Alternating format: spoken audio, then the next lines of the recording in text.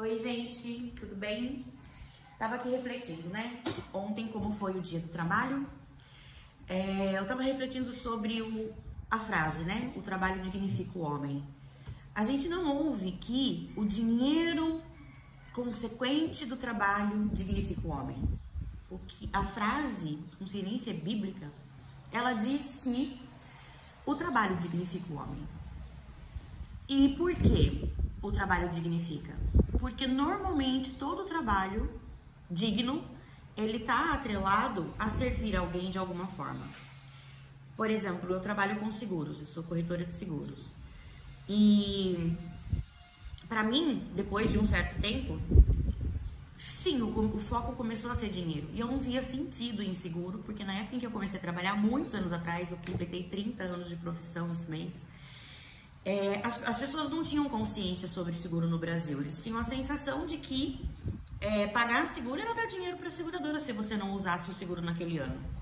E não a sensação de se sentir seguro e protegido caso precisasse usar o seguro, você ter. Então eu tinha a sensação de que eu estava forçando as pessoas a terem uma coisa que elas não queriam ter. Até que um chefe, que eu falo que ele não foi meu chefe, ele foi um grande mentor, ele disse: Elisa, o nosso trabalho, ele protege sonhos, ele protege patrimônio. No nosso país, a maioria das pessoas compram carro financiados por bastante tempo. Você já imaginou a pessoa que tem esse carro roubado ou batido e ele ainda tem um boleto para pagar, ele tem um carnezinho para pagar de anos e de uma coisa que ele não tem mais? Então, na verdade, olha, não é forçar ninguém a nada que não queira. Mas para quem quiser, você está proporcionando a proteção do sonho daquela pessoa. Aquela pessoa sonhou em adquirir aquele carro, sonhou em ter aquela casa, aquela empresa. E quando ela está protegendo através do seguro, você está servindo ela através dessa proteção. E isso se ressignificou totalmente. Me apaixonei pelo meu trabalho. Porque eu me apaixonei pelo propósito. Porque às vezes a gente acha que propósito é Deus abrir a janela, apareceu uma luz muito bonita e tcharam, esse é um propósito que está muito parecido com algo ligado a ONG, ou a doações, ou algo que você faz gratuitamente. Não, o propósito é o que tem por trás da situação. Então, o propósito atrás de fazer um seguro é a segurança. Eu poder vender segurança é uma bênção, é um propósito que para mim é muito bonito, é muito válido e me levou a me apaixonar pelo meu trabalho.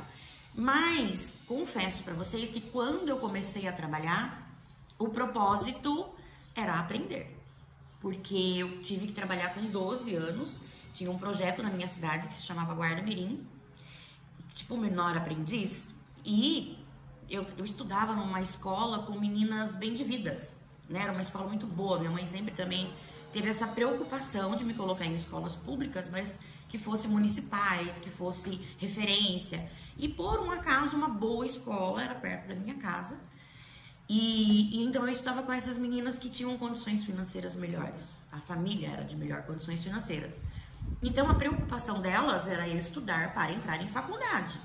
E a faculdade proporcionar profissão. E na minha família, meus irmãos já tinham ido trabalhar desde cedo. E a minha mãe dizia que era para aprender uma profissão. Que, começando cedo, ao chegar na faculdade, eu mesma teria condições de pagar a minha faculdade, porque meus pais, não teriam condições financeiras para isso. Faltou o ar até. Enfim, quando eu entrei então com 12 anos, qual era o propósito? Era o dinheiro? Não, o foco era o aprendizado. E aí, na primeira empresa que eu fui enviada para trabalhar, chegou lá, tinha um bilhetinho dizendo que era para recolher o lixo, para tirar o pó, para fazer serviços de limpeza. Tem indignidade nesse trabalho? Óbvio que não. Você está servindo através do seu trabalho para que o ambiente esteja limpo e agradável para as pessoas. Você está servindo. Todo trabalho que serve, ele é digno. E só que eu não estava ali aos 12 anos para aprender isso. E eu acho incrível que aos 12 anos eu já estava com o propósito estruturado dentro de mim, que era sobre aprendizado. Então eu levei aquele bilhetinho lá na central das guardas mirins e questionei se eu era obrigada a fazer aquilo para continuar na guarda mirim.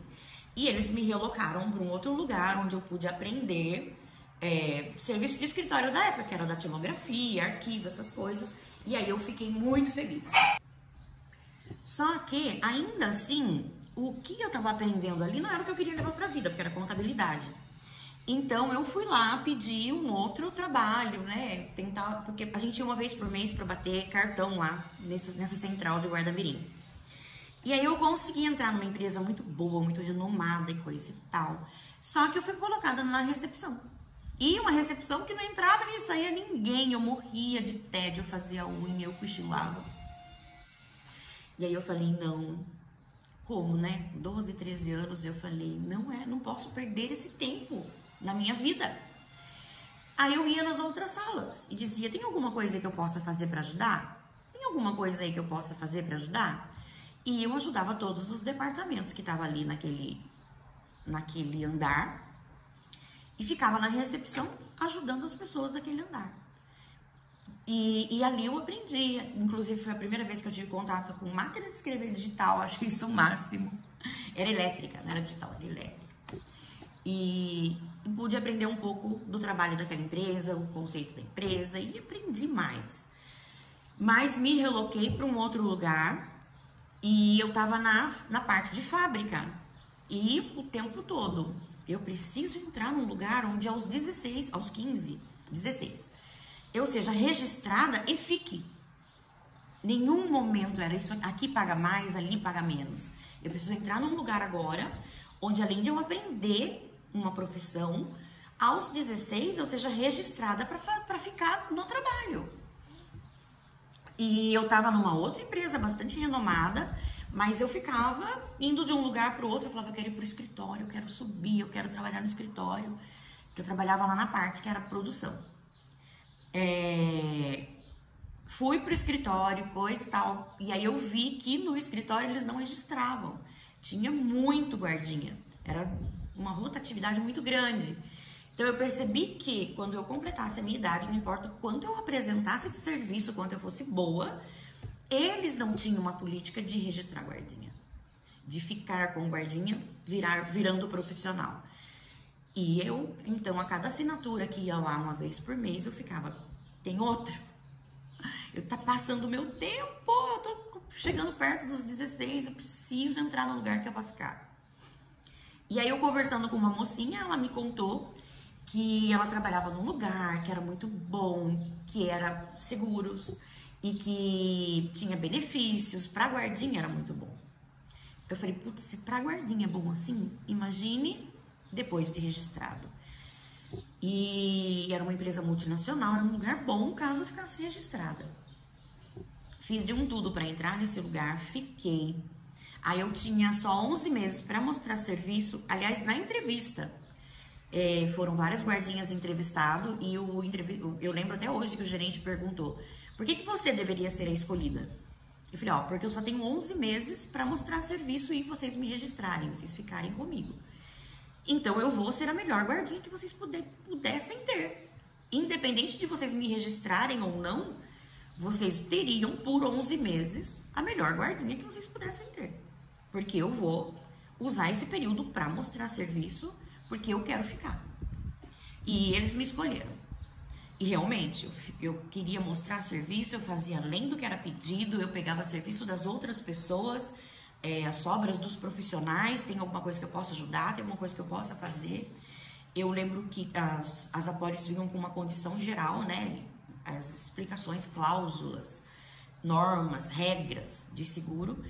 Eu transcrevi uma condição geral inteira, um assunto chato pra caramba, um livrinho compridinho, grandinho, e eu transcrevi porque eu queria entender tudo sobre seguro. Eu queria ser expert no assunto e eu chegava antes, eu saía depois. Hoje os coaches falam, né, que é assim que deve ser.